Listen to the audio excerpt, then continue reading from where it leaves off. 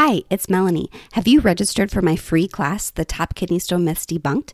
On Thursday, July 18th, 2024 at noon Eastern, I'll be talking about all the most common and harmful kidney stone myths that I hear people talking about all the time. Just head to www.kidneystoneclass.com to reserve your seat.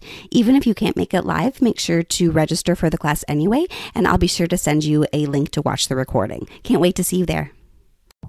Welcome to the Eat Away Kidney Stones podcast. I'm your host, registered dietitian and kidney stone expert, Melanie Betts. After learning a ton about kidney stones and helping people prevent stones at the University of Chicago, I was fed up with all the terrible advice people were finding online. So I decided to do something about it. The Kidney Dietitian was born. This podcast is for people who want to learn what actually works to prevent kidney stones and still enjoy life, eating, and their favorite foods. Let's dive in.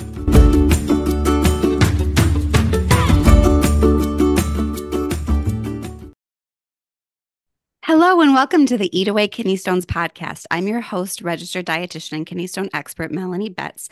And it's the 52nd episode of the podcast, if you can believe it. It is almost a year exactly of when I started the podcast. So thank you so much for sticking with me. And today I am so excited to have a very special guest, a fellow dietitian, join me for the podcast. Her name is Jill Mongene, and she specializes in actually nutrition for airline pilots, which is something I had never thought about specifically. And so I have learned so much from just chatting with Jill and getting to know her over the last couple of months or so. And so welcome, Jill, to the podcast. Thank you, Melanie. It's so great to be connected and just such amazing information. I can't wait to learn and discuss. Yes. And this partnership came out of a comment, actually. Someone messaged me on Instagram and said they were a pilot and they had a kidney stone and it was impacting his ability to fly. And I was like, oh my gosh, I had never thought about this before. And I remember that I saw I think your old Instagram handle was pilot dietitian or pilot nutritionist. Pilot nutritionist. Yep. Yeah. And I was like, oh, I remember there was a dietitian that specializes in this. I have to reach out to her. So, I think this will be a really interesting episode for people, even if you're not a pilot, just to kind of understand a little bit more about the health of pilots and how that is monitored. That's something that I knew nothing about, honestly, before. So thank you so much for all the wonderful information that you are going to share with us, I'm sure. Thank you. I'm so passionate about it. Yes, you are, which is great. Just like I'm passionate about kidney stones. So before we dive into all the specifics, do you want to just kind of introduce yourself, let people know, a little bit about you, where you live, where they can reach you and all that good stuff? Yeah, absolutely. So I, of course, as Melanie said, Jill Mongene, aviation dietitian. You can find me on Instagram as the aviation dietitian and on Facebook and on my website, Aviation Dietitian. I am currently living outside of Nashville, Tennessee. My house has finally had a contract on it. Yeah. So I'm going to be soon rejoining the Music City, my home and true love. I'm so excited. It's taken 4 months. So yes, I'm going to be in Nashville, Tennessee, but you can find me virtually everywhere. I started working with airline pilots. I will give you the snippets of it. My husband, a 37-year American Airlines captain, came home from Paris in 2020 and said, I can't see out of my eye. And I was like, whoa. Never good. Yep. Long story short, he had prediabetes and high blood pressure for several years, unbeknownst to us, because pilots don't like to go to the doctors because they're regulated by the FAA, which is the Federal Aviation Administration. So they like to just keep everything secret and not tell anyone and never have any test. So my husband actually had a retina detachment during flight, and it took him a year and a half to get back to work. Of course, we were during the pandemic that time. I was a sports dietitian coaching Ironman triathletes and marathoners. My business dried up, and I thought, wait a minute, got this guy over here on the couch. I wonder how many more of these guys are on the couch. Went to the old Google and found out that 14,000 airline pilots usually lose their medical certificate, their professional certificate to fly, for blood pressure alone. So I started being known as the blood pressure dietitian. I also do that on the side. I started strictly doing FAA medical situations, kidneys, blood pressure, blood sugar, diverticulitis, anything that comes up with them that I can help repair through nutrition. And it has been just an amazing last 4 year ride. I'm a second career dietitian, so I'm still fairly new at this, but it just blows my mind that no one ever thought to do it. And now I'm slowly building a team. So it's really amazing and fun. Yeah. Yeah. It is so niche, yet so big. It is kind of Yeah. crazy to think that, as far as we know, I guess, right? No other dietitian has done this ever, really Mhm. focused on this. Yeah. Can you explain a little bit more about what this FAA medical Mhm. certification is? Because I honestly had Yeah, never heard of that before. absolutely. So Federal Aviation Administration is the governmental body. And then you have the airlines. So the airlines report up to the governmental bodies. And what happens is based on whatever type of pilot you are, there are three types of medicals. There is the first class medical, which are for those individuals that we are usually going on vacation with. So what we would call your airline transport pilots or ATPs. So all of your major airlines and your minor airlines, or what we call regional airlines, those folks hold a class one medical. Now, there are two instances holding a class one medical. If you are 40 years or older, you are subjected to twice a year um, examinations by an aviation medical examiner who could be any type of doctor that gets a second certificate to be able to practice in this field. Mhm. The airline pilots at 40 years old get an EKG, a urine test, which they're looking for blood sugar most of the time. They are doing a drug test, but mostly blood sugar. And they get a blood pressure test in the office. So they have to certify good blood pressure, good blood sugar, and that their heart's working properly. They also fill out a massive form that follows them for years. That's probably 20 to 30 pages long that has everything known to man that has ever happened to them, anything that they're taking, down to even a Zyrtec, which is actually Mhm. banned by the FAA. So if you're under 40 years old, then what happens is there's captains who sit in the left seat and there's first officers who sit in the right seat. The first officers, if they're under 40 years old, go through medical only once a year, and they don't have to do the EKG if they're under 40 years old. Mhm. So, two different situations. Now, I could go further and talk about class two and class three, but I'll just put it easily as those are typically charter type situations or famous people that have Mhm. airplanes with pilots attached to them. Your third class is usually your hobby people. So people that like think it's super cool and have tons of money just to buy a plane to fly their families around. Sure, So sounds great to me. Okay. So depending on what level you are and how old you are, you basically in some capacity have to get approval from this fancy FAA doctor to say that it's safe for you to fly, which is great. As a passenger on a plane, I really appreciate that this system exists. exactly. Yeah. Exactly. Yeah. Yeah. And so you said that the biggest reason that people fail, if you will, this Mhm. certification or this medical test is hypertension, which isn't surprising since hypertension is such a prevalent issue in the world and in the United Mhm. States. Yeah. Yeah. Yeah. Yeah. And you have to think about it in this respect. So in 2020, what happened? Flights, became pretty empty. People were not traveling. But what happened after 2020 was that people started getting out their telephones and videotaping everything, especially the pilots coming out of the flight deck. So now we have all of these pilots that are afraid to drink anything on a flight because we're sitting back there videotaping them. So that's the first thing I'm going to ask anyone listening, please stop videotaping our air crews because it's causing them health issues. The the bathroom is usually right behind the flight deck. So you'll notice if a pilot's going to the bathroom is you'll see all of the flight attendants start to merge up towards the front, and then they will put the dining cart in front of the door because we've survived 9/11, so we've got to have a protection there.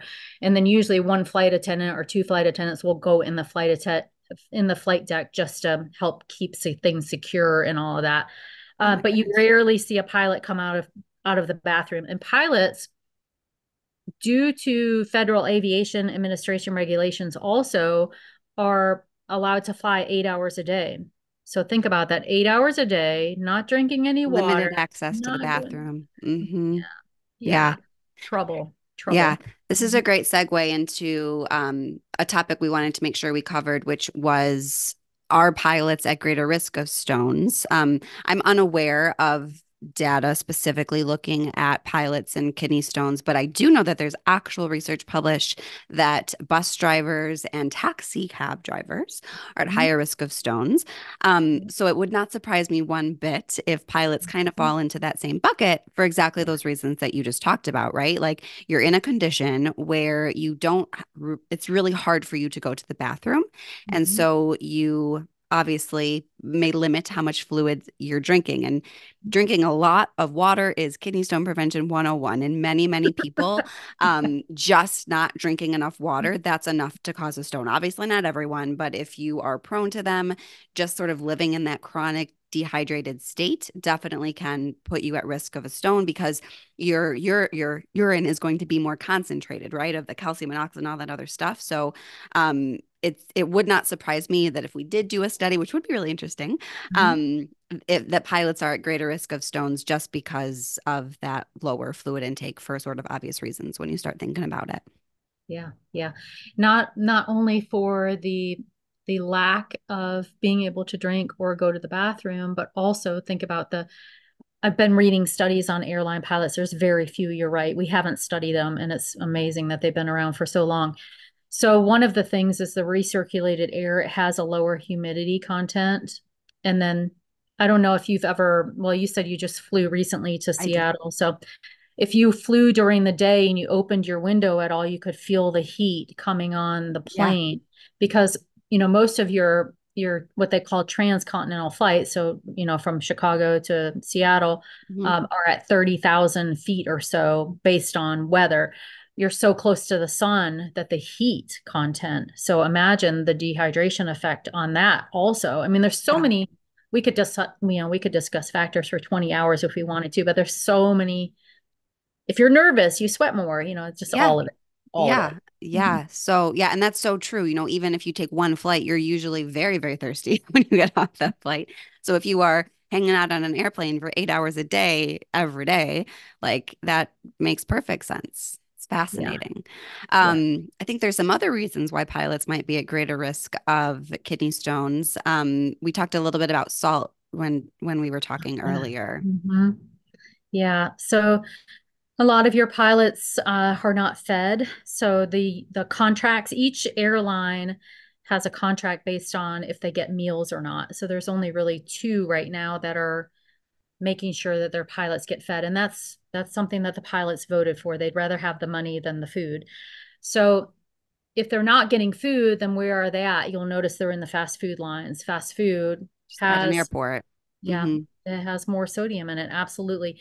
And then you've got the younger pilots that are supporting new families that are on limited budgets that are just eating packaged snacks. And we know that, the preservation of snacks has additional sodium in it.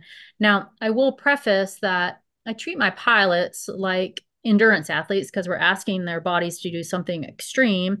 So in some respects, when I have ones that do drink a lot of water, I do source them with quite a bit of sodium to keep their hydration levels good. But we already know that most of them are not following, maybe 400 out of 200,000 so far have followed me. So good Yeah. luck. Yeah. Yeah, yeah. Most people are eating plenty of salt to meet their sodium needs. Yes. Yeah, Yes. yeah. And that's, I think if I had to pick one thing after not drinking enough water that causes kidney stones is eating too much salt. And Mhm. so it makes perfect sense. Again, pilots are traveling all the time. When I travel, I certainly eat more sodium because I'm relying on, restaurant foods and more snack foods and those types of things. And so I feel like that's kind of another whammy to this sort of perfect kidney stone storm, honestly. Yeah, truly, Yeah, truly. How to make a kidney stone 101. I know. I know. But there are things that we can do, and we'll definitely talk about kind of my best advice. Um, and then another thing, I'm not sure if we talked about this, Jill, but it did just cross my mind, that pilots you mentioned are overwhelmingly men. Hmm. Yes. And do they tend to be a bit younger? Is that true? Well, we're seeing that now Okay. because so when you think about the baby boomers right now in Charlotte alone, we had 300 retire within a 3 month period. So we're in that baby booming age where there's massive amounts of retirements from because pilots are only able to fly to age 65. And unfortunately, what happens is at about 55, their bodies start to break down from all the years of flying. So this past 2 years, what we've seen is an influx of what I like to call baby pilots. All of our younger, and they're so fortunate because a lot of them are starting at age 22 because now rather than going into the military, they can go to school and pay to get flight education. And so Hmm. they enter the workforce earlier. So now what I'm seeing is my whole trend started, between 40 and 60, but these last 2 years has been like 22 to 27, which is really interesting. And so Hmm. they are getting younger and younger these days. Yeah. Yes. Hmm. Yeah. And I do find that young men in particular feel that they need to be consuming a lot of protein. Um, because we have learned through random people at the gym that we need to eat a lot of protein to help build our muscle, which is not necessarily the case. It's definitely not the case for most people. And another thing that very much puts people at risk of stones is eating a lot of protein, especially from meat, from non-dairy animal sources, is what the guidelines say. So I feel like that could maybe be another reason why we would likely see a higher risk of stones in pilots. Yes. So that brings up an interesting question for you because what I see with a lot of the younger pilots as well is that they are super into fitness. Hmm. The new generation, I see lots of weight. I actually have a new client coming on board next week that is a power lifter and a physique person. Hmm. So, what would be your advice as far as like how would they figure out if they're eating or eating too Yeah. much protein? Do you have a Yeah. formula or Yeah. guidance on So in a perfect world there's actually not a specific recommendation for protein it? for kidney stones other than if you have high urine calcium, because that's one of the things that eating too much calcium does, or excuse me, eating too much protein, especially acid producing protein like meat does, is it increases the amount of calcium in our urine. And that's really what's driving the kidney stone formation. And so if a bodybuilder, has high urine calcium, Mhm. I would say like, let's back off on that protein. And Yeah. I think it's so technically, like I said, there's no recommendation. I tend to go somewhere between zero point 0.8 to 1, maybe 1.2 grams of protein per kilogram body weight. Okay. But if someone comes to me and they have a super high urine calcium and they're eating 3 to 4 grams of protein per kilogram body weight, which would not surprise me because people are told to consume hundreds of grams of protein, which is Mm. just simply not necessary. So I think ultimately, I would reduce it, right? So maybe this person, if we just get them down to 2, we'll see that urine calcium go down. But I think the big message is that most of us, I often say, unless you're Michael Phelps, like really, really don't need Yeah. all of that extra protein. Zero point Yeah. 0.8 to 1 for the vast majority of people is plenty of protein to maintain and put on muscle. We just don't, most of us are eating way, way more protein than we need. And we just live in this super pro protein culture where it's like protein all the time, protein chips, protein bars. And that really, I think, may be a reason why we're seeing a greater prevalence of kidney stones overall. That's obviously massively multifactorial, but I do think it could be contributing. Yeah. Well, I onboarded someone 2 weeks ago and I have all my pilots take pictures of their food so I can follow them Mhm. around. And I noticed it was protein bar, protein shake, protein bar, protein Yeah. shake. Yep. There wasn't any real food, which is really interesting too, because this individual has already had 2 bouts of kidney stones and the doctor said lay off the protein. So I was like, oh, look at that. Yeah. Yeah. Yeah. And of course, it's not no protein. I feel like doctors tend to give that ultimate, like, stop eating protein, stop eating sodium. The goal is never zero protein, obviously, or zero sodium. It's moderating it, right? It's like eating the right amount for you. So yeah, so like I said, the protein is going to be very, very different for each person. For sodium, for kidney stones, we just talk about 2,300 milligrams of sodium per day, which is exactly what is recommended for the, general population. So it's not really a low sodium diet. It's just really what all of us should probably be doing anyway, honestly, especially if we're worried about hypertension. So yeah, I feel like, we've got the not drinking, being in a super dry environment, eating a lot of salt, potentially eating a lot of protein. Another thing we talk about for kidney stone prevention is eating just a lot of fruits and vegetables because fruits and vegetables produce alkali and have all sorts of good things in them, fiber, something called phytate, magnesium, all sorts of, I won't get into the weeds, but lots of good stuff in them that's good for stone prevention. And I have to imagine that if you're out traveling all the time, just like obtaining fruits and vegetables really will take a little bit of extra work and effort. So hard, so hard. So when you think about airline pilots and their schedules, it's tough, so they they might start their day at 6 a.m. and they might, well, not most of them. Most of them will start their day at 6 a.m., but there are some. So think about, we're recording this around 4th of July. Tomorrow, June 27th, is the largest capacity of flying day because of 4th of July weekend. They're expecting 57,000 people on airplanes. Like So even more than Christmas? mm-hmm. Yep. Really? Yep. Huh. People are ready to get out of the house and go Yeah. somewhere. Go. No more Airbnb. Interesting. They're going to get on a plane instead, which is Yeah. amazing. But yeah, so I was writing a plan for someone that had a 5-day trip, and there was basically no way for him to get fruits and vegetables in. So you don't, and unfortunately at the airports, if you're getting fruits and vegetables, you're paying so much more for it. So, Yeah. you know, I heard someone back when I first started this, he said, my health is directly related to the $1 meal package at Taco Bell, which is true. You can definitely pay $1 or $5 for Taco Bell, or you can go to a salad place and pay $15 to $30. Roselle, that's not going So to fill you up as much. right. So it's Probably. it's really hard. So, in that recommendation, I always, I try to do what I call foraging. I get their hotel information and I try to get them to go for a healthy walk outside and look for fruits and vegetables that are cheap. Hmm. Yeah. And I I feel do. like at many hotels, there'll be like a little tiny cafe down there. And sometimes you can get like hummus and carrot sticks, right? Like maybe there might be just one or two options, Mhm. but there might be something, right? Like, and that's really kind of what it comes down to. You're at the mercy of what's right there, I Yeah. imagine. Yeah. Yeah. It's just continually, educating, educating, educating.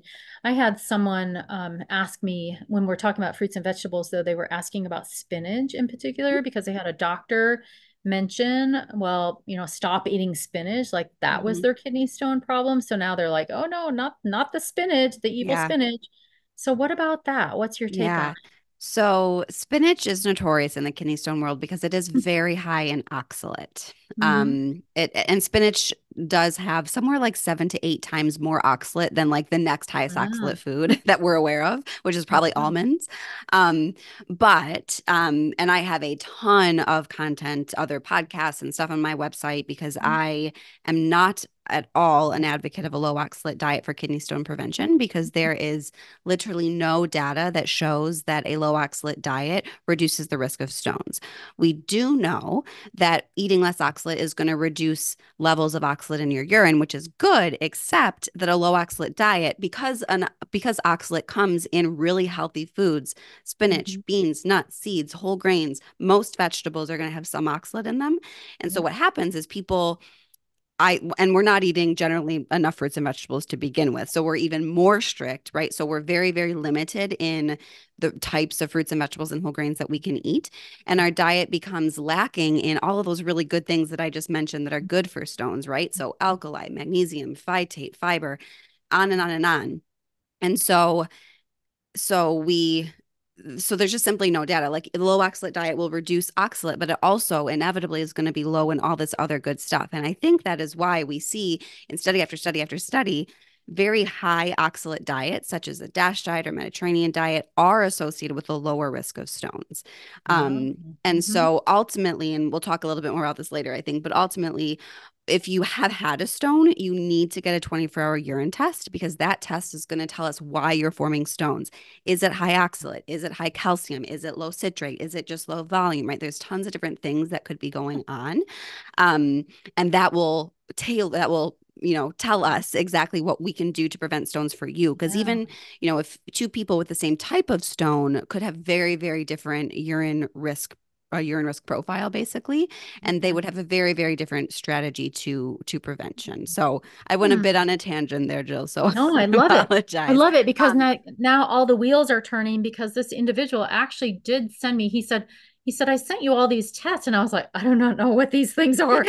That's what that was. That's what yeah, that yep. was. So I'm going to go back and look at that before I meet with him again in 2 weeks. So I'm like, oh, and now I have the information as to what that was. Yes, yeah, it's Super very interesting. important. And I have that's to. what all of my dietitian training resources, as well as, Mhm. of course, my patient-facing course, Kidney Stone Nutrition School, teaches patients to look at that urine test, know exactly what's wrong, and know exactly which nutrition changes they can focus on to help reduce their risk factors, if that makes sense. So, Oh, that's amazing. yeah.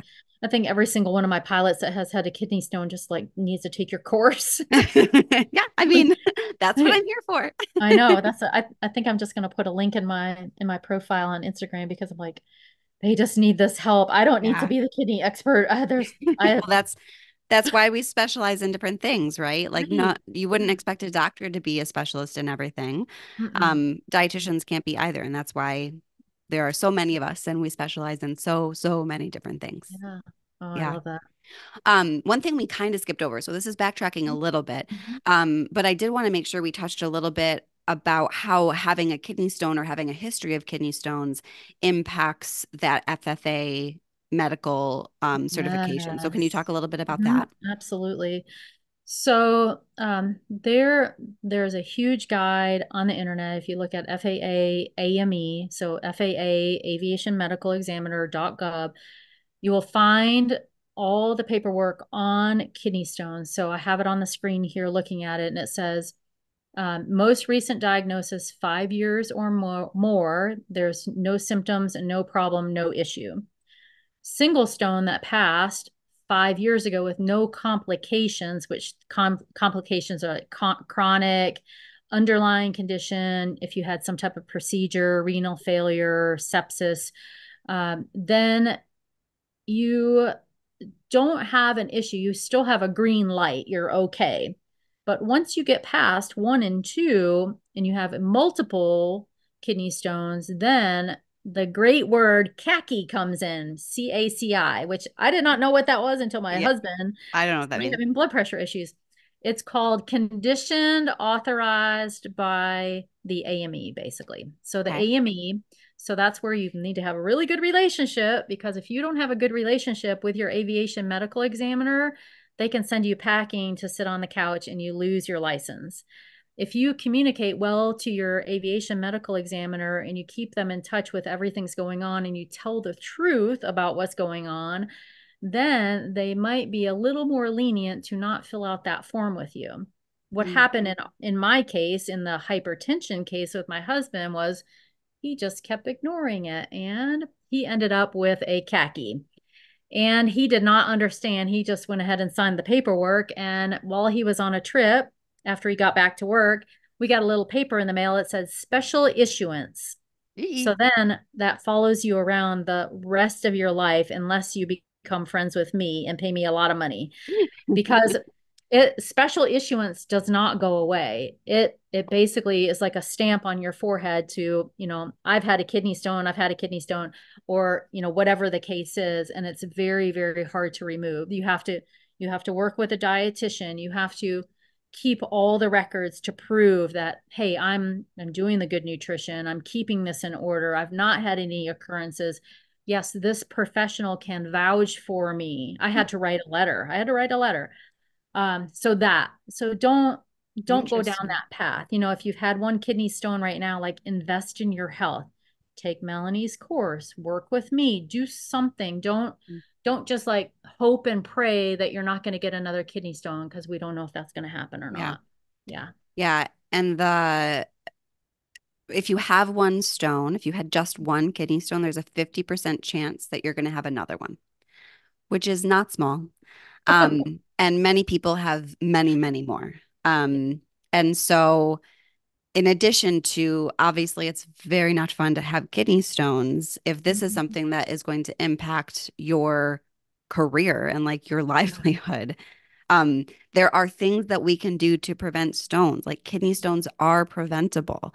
Yeah. And it's just, that message is often not given to people with kidney stones. And so if you are a pilot listening and you've had a stone and your doctor's like, just go drink more water, know that there are a gazillion more things that we can do. We can get that urine test, we can see what's going on, and there are things that we can do to prevent stones.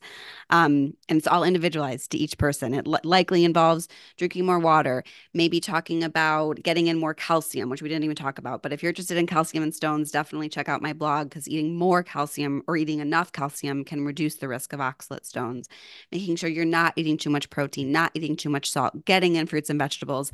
Honestly, a lot of what we talk about for stone prevention is going to be very much in line with general healthy recommendations. Maybe we're focusing on like some things that are a little more specific, or when we know what your urine test looks like, we know what is most important for you to focus on for stone prevention. But everything is really just kind of like good, healthy diet that we should all be doing anyway. But I feel like sometimes when you have the history of passing a stone and like, oh, if I eat less salt, like that's going to reduce my risk of stones, like that can be hugely motivating for people Mhm. to make dietary changes. And then if you add in that, this could help me keep my license and keep my career, that's even more motivating. So you can do Yeah. it. There are Yeah. things we can do. Yeah. I think about, whatever the price of your course is versus, their hourly rate. Right now, pilots are at about a $250 an hour rate. So, Mm-hmm. if your A course lot of is in line with that, yeah. spend 1 hour of your money to take the course to know that you can prevent this because, Mm-hmm. just like one of the questions that I had submitted was like, I never want to get another kidney stone again. Well, are you just hoping and praying that Yeah. it's not going to Yeah. happen? What are you There are doing? there are strategic things that we can do to prevent stones. I also like to put it in context of how much the cost of a kidney stone removal surgery is. Oh, yeah. That's, $15 to $30,000. So, you Mhm. know, plus Yeah. then you don't have to go through kidney stone surgery, which is always good too. Right. Yeah.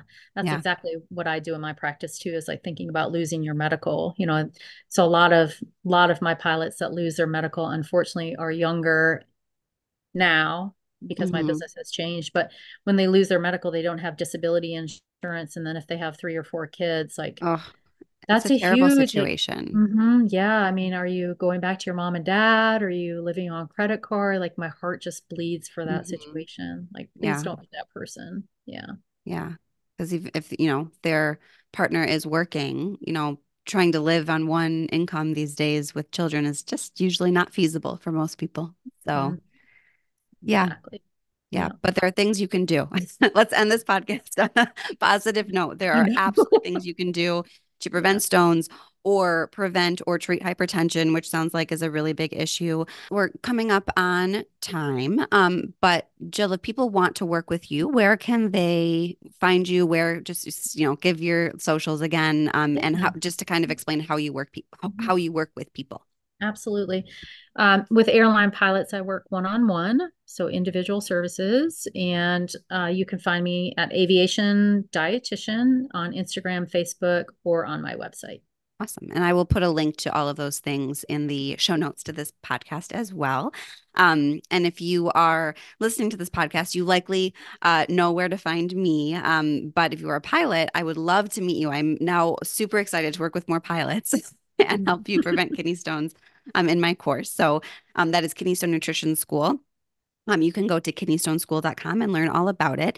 And I also, as of just a couple weeks ago, offer one-to-one appointments with a kidney stone dietitian. So I am hiring a team of dietitians who have been through my training course to work with patients one-to-one, which is something that people have been asking me for forever. So If you're a pilot, you're obviously welcome to work with one of my dietitians to really dive in even more. But there's also the course, and I also have a ton of content on my website and on social media and those types of things. So lots of different ways for you to learn about kidney stones. There's a lot to know. I'm biased, but there's a lot to know. Yeah, there is. Oh, this has been amazing. Thank you so much. Yes, yes. Thank you so much, Oh, Jill, for joining me. And I'm sure we'll be in touch. And thank you, everyone, for listening in. I hope that this episode was interesting to you. I know it was fascinating to me to learn about the world of aviation nutrition. And I hope to see you again on the podcast. Thank you for listening to today's episode. For more help with kidney stones, check out my website, www.thekidneydietitian.org. For more personalized help from me, check out my online course, Kidney Stone Nutrition School. VIP enrollment includes help directly from me. I can't wait to see you there and help you prevent kidney stones. Have a great day.